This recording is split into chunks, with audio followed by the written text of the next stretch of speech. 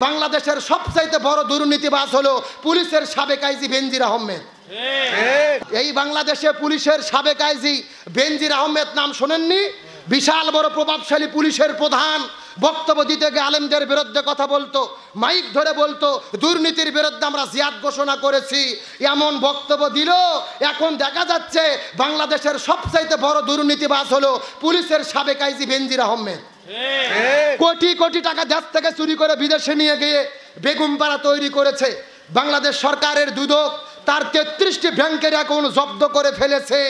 আমাদের বাংলাদেশে একটা কথা আছে, চোরের মায়ের বড় গলা। যখন চোরের মায়ের ও দুর্নীতি বন্ধ করতে চায়, নিজেই শ্রেষ্ঠ দুর্নীতিবাজ হলো।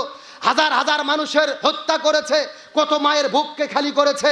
হেফাজত ইসলাম যখন 5ই মে শাপলা চত্বরে গিয়েছিল কোরআনের দাবি নিয়ে, হেফাজত ইসলামকে শেষ করার জন্য মাস্টার মাইন্ড হিসেবে বেনজির আহমেদ কাজ করেছে। আমরা বলতে চাই, তুমি হেফাজত ইসলামকে শেষ করতে চেয়েছো, ইসলামকে শেষ করতে চেয়েছো, ইসলামকে শেষ করতে পারোনি। তোমার নাম গন্ধ বাংলাদেশে খুঁজে পাওয়া যাচ্ছে না।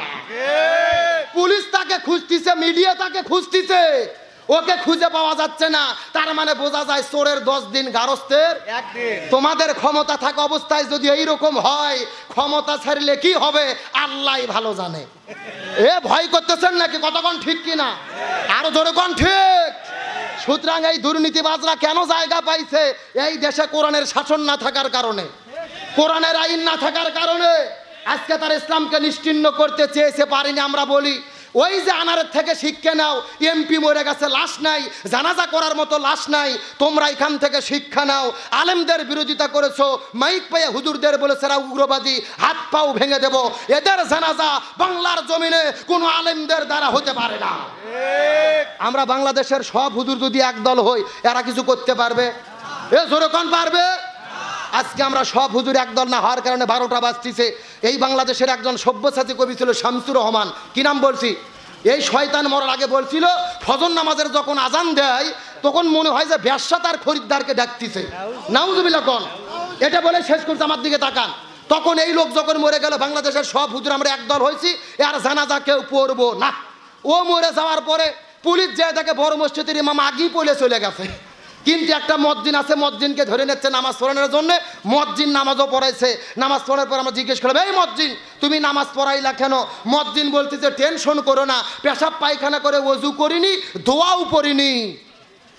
কথা কন না কে? ওযু করিনি, দোয়াও পড়িনি, দোয়া ছাড়া ওযু ছাড়া মার দিছি। তার মানে বোঝা গেল ওস্তাদের মার। এ জোরে কোন ওস্তাদের মার।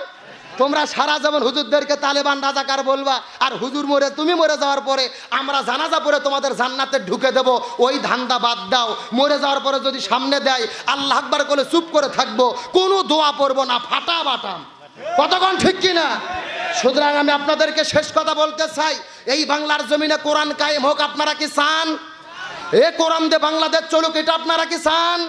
সুতরাং আজকের মাহফিলের আলোচনার শিক্ষা হলো, আজকের মাহফিল থেকে শপথ গ্রহণ করব, ব্যক্তি, পরিবার, সমাজ, রাষ্ট্র, রান্নাঘর থেকে শুরু করে সংসদ পর্যন্ত, জন্ম থেকে শুরু করে মৃত্যু পর্যন্ত প্রতিটি জায়গা কোরআন দিয়ে বাংলাদেশ পরিচালিত হবে। কারা কারা রাজি আছেন? দুটি হাত আল্লাহকে তুলে দেখান। লিল্লাহি তাকবীর। আল্লাহ তাআলা এই জমিনকে কোরআনের জন্য কায়েম করুক, বলেন আমিন।